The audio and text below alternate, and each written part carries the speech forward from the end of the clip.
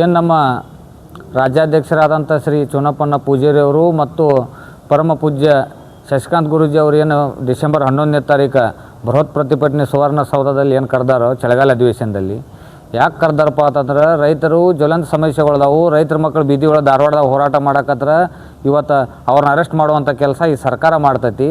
ಮತ್ತು ಈ ರೈತರ ಮಕ್ಕಳ ಬದುಕು ಸಹಿತ ಬೀದಿ ಮ್ಯಾಗ ಐತಿ, ಈ ರೈತರ ಬದುಕು ಬೀದಿ ಮ್ಯಾಗ ಐತಿ.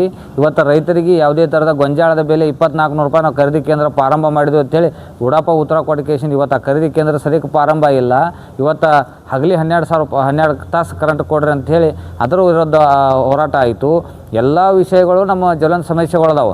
ಇವತ್ತು ಎಲ್ಲ ವಿಷಯಗಳ ಸಲುವಾಗಿ ನಮ್ಮ ರಾಜ್ಯಾಧ್ಯಕ್ಷರ ಆದೇಶದ ಮೇರೆಗೆ ಏನು ನಮ್ಮ ಕರೆ ಕೊಟ್ಟಾರು, ಡಿಸೆಂಬರ್ 11ನೇ ತಾರೀಕು ಬೆಳಿಗ್ಗೆ 10 ಗಂಟೆಗೆ ನಾವು ಲಕ್ಷಾಂತರ ಸಂಖ್ಯೆಯಲ್ಲಿ ಗೋಕಾಕ್ ತಾಲೂಕದಿಂದ ನಾವು ಅಧಿವೇಶನಕ್ಕೆ ಭಾಗಿಯಾಗಿಸಿಂದ ನಮ್ಮ ತಾಲೂಕು ಅಧ್ಯಕ್ಷರಾಗಿರ್ಬೋದು ಸಿದ್ಧಲಿಂಗಣ್ಣ ಪೂಜಾರಿ ಮತ್ತು ರಾಯಪ್ಪ ಗೌಡಪ್ಪನವರಾಗಿರ್ಬೋದು, ಆನಂದ್ ಕೊನ್ನೂರ, ಬಾಳೇಶ, ನಾವು ಎಲ್ಲ ತಾಲೂಕದ ಮುಖಂಡರು ಸೇರಿ ನಾವು ಅವತ್ತು 11ನೇ ತಾರೀಕು ಬೆಳಿಗ್ಗೆ 10 ಗಂಟೆಗೆ ಭಾಗಿಯಾಗಿ ಆ ಹೋರಾಟವನ್ನು ಯಶಸ್ವಿ ಮಾಡಿ ನಮ್ಮ ಚುನಪ್ಪ ಪೂಜಾರಿ ಅವರಾಗಿರ್ಬೋದು, ಶಶಿಕಾಂತ್ ಪಡಸಲಿ ಅವರಿಗೆ ನಾವು ಬೆಂಬಲವನ್ನು ಕೊಟ್ಟು ಅವರಿಗೆ ಸಹಸ್ರಾರು ಸಂಖ್ಯೆಯಲ್ಲಿ ನಾವು ರೈತರು ಬೆಂಬಲ ಕೊಡ್ತೀವಿ ಅಂತ ಹೇಳ್ತು.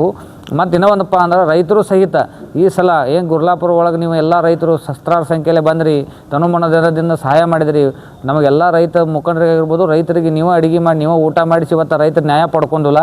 ಅದ ಮಾದರಿ ಒಳಗೆ ನೀವು ಏನಾರ ಇವತ್ತು ನೀವು 11ನೇ ತಾರೀಕು ನೀವು ಬೆಂಬಲ ಕೊಟ್ಟಿದ್ದಾತಪ್ಪ ಅಂದ್ರೆ ನಾವು ಹಗಲಿ 12 ತಾಸು ಕರೆಂಟ್ ತೊಗೊತು.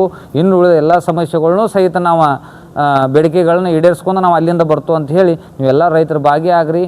ನೀವೆಲ್ಲ ರೈತರು ನಮಗೆ ಬೆಂಬಲ ಕೊಟ್ಟ ಕೇಸಿಂದ ಸ್ವಯಂ ಪ್ರೇರಿತವಾಗಿ ಬಂದ ಕೇಸಿಂದ ಬೆಂಬಲ ಕೊಡ್ರಿ ಅಂತ ಹೇಳ್ತೀವಿ.